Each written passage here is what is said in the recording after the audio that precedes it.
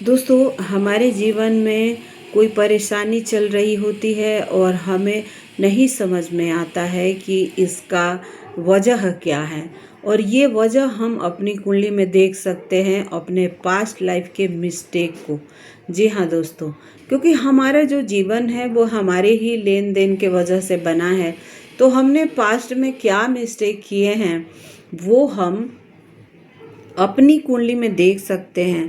लेकिन उसके लिए आपको D1 चार्ट में नहीं देखना है, D9 चार्ट में अपने मिस्टेक को आप देखेंगे। तो चलिए आपको डिटेल में ये जानकारी दे देती हूँ। बहुत काम का वीडियो है। आप जब इसे अपने कुंडली पर रिलेट करके देखेंगे अपने जीवन, तो आश्चर्य में पड़ जाएंगे कि कैसे ये काम कर रहा है। तो चलिए जानते हैं डिटेल में। नमस्ते दोस्तों, स्वागत है आप सभी का आपके अपने ही चैनल इनसाइट्स विद अनुपमा पर। मैं अनुपमा एक बार फिर से हाजिर हूँ आप सभी के लिए ज्ञान से भरा हुआ एक ज्योतिष के विषय को। तो दोस्तों, आपको अपनी कुंडली के D1 चार्ट को नहीं देखना है, आपको D9 चार्ट को देखना है। क्योंकि जब आप अपने मिस्टेक को देखेंगे तो आपको उसके लिए D9 चार्ट बनाना होगा, या आपके पास अगर पंडित जी का बनाया हुआ कुंडली है तो D9 कुंडली जो है उससे देखिए। D1 चार्ट जो होता है, जिसे हम लगन चार्ट कहते हैं, लगन सिर्फ रोड मैप होता है।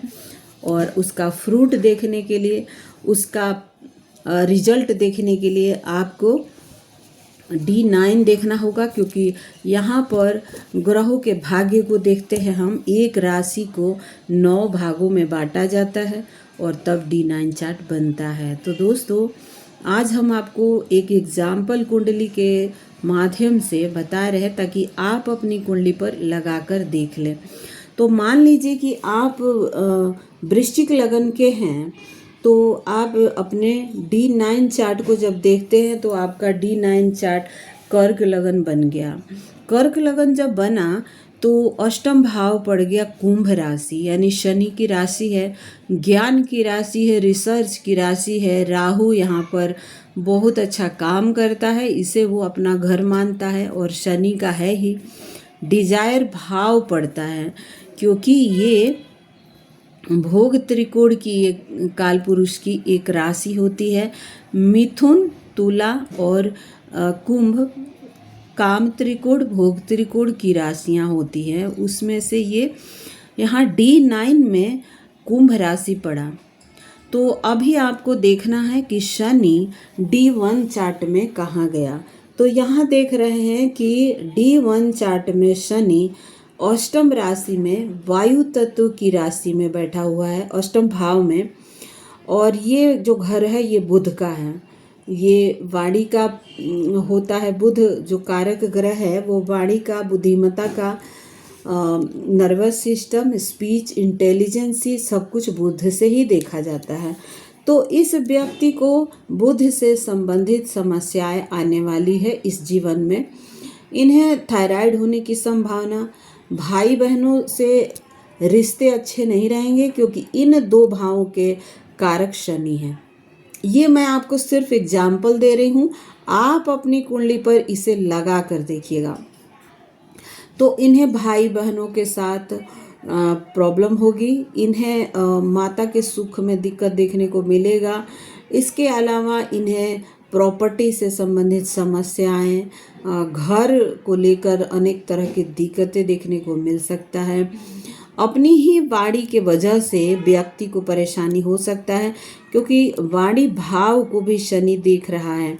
और मोस्ट इम्पॉर्टेंट राशियों को देख रहा है, तीसरी दृष्टि से दसम भाव को, उसके बाद 7वीं दृष्टि इधर अपने ही घर को दे रहा है, और 10वीं दृष्टि संतान भाव को यानी पंचम भाव को।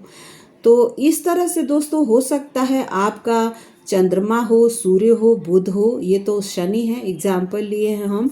लेकिन किसी की रियल कुंडली है और इसी को बता रही हूँ कि उनकी जो जिनकी कुंडली है D9 में बैठा हुआ, D9 का अष्टमेश शनि अष्टम भाव में ही विराजमान होके इन सभी भावों को परेशानी में डाला है।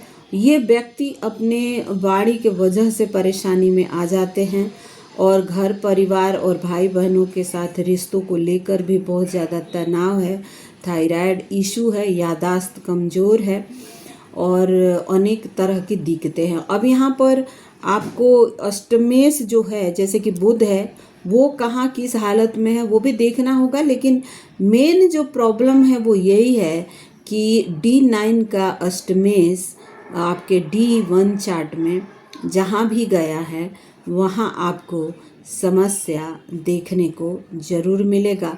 अब वहाँ पर आपको क्या करना है, उस भाव की रेमेडी करनी है, उस भाव के ग्रह का मंत्र करना है। जो D9 का अष्टमेश है, D1 में जहाँ भी बैठा है उसकी रेमेडी आपको करनी है, दान करना है, वहाँ उसे हील करना है और तब जाके आपको आपके समस्या से मुक्ति मिलेगी। तो ये था आज का पास्ट लाइफ के हमारे मिस्टेक के ऊपर एक विषय को लेकर मैं आई थी।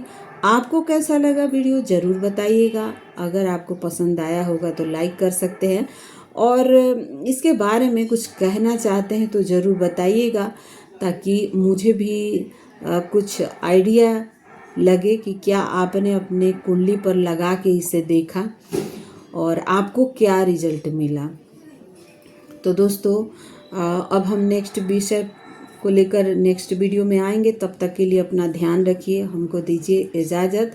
Thank you so much for watching. सर्वे भवन्तु सुखिनः।